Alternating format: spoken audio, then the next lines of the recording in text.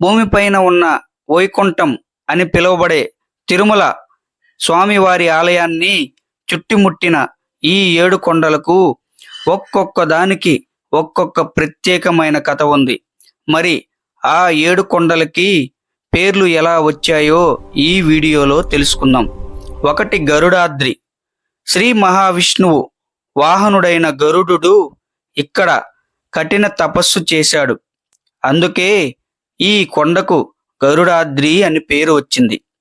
2వది వృషభాద్రి.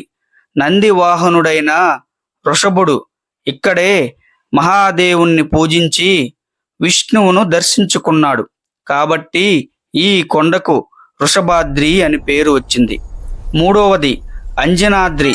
హనుమంతుడి తల్లి అంజనాదేవి ఇక్కడ తపస్సు చేసింది. ఆమె తపస్సుకు హనుమంతుడు అవతరించాడని పురాణం చెబుతుంది. అందుకే ఈ కొండకి అంజనాద్రి అని పేరు. 4వది నీలాద్రి. శ్రీ మహావిష్ణువు అవతరించబోతున్నాడని తెలుసుకొని నీలాదేవి తన తపస్సును అర్పించింది. ఆ భక్తి జ్ఞాపకంగా ఈ కొండకు నీలాద్రి అని పేరు. 5వది శేషాద్రి. భగవంతుని విశ్రాంతి కోసం ఆదిశేషుడు తన శరీరాన్ని కొండగా మార్చుకున్నాడని అందుకే ఈ కొండకు శేషాద్రి అని పేరు. 6వది వెంకటాద్రి. ఇది అత్యంత పవిత్రమైన కొండ. ఇక్కడే ఆ వెంకటేశ్వర స్వామి ఆలయం ఉంది. వేం అంటే పాపాలు, కట అంటే తొలగించడం.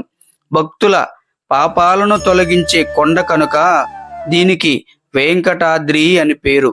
7వది నారాయణాద్రి. ఇక్కడ నారాయణ మహర్షి దీర్ఘకాలం తపస్సు చేసి స్వామిని దర్శించుకున్నాడు కాబట్టి ఆ మహర్షి పేరు మీద నారాయణాద్రి అని పేరు.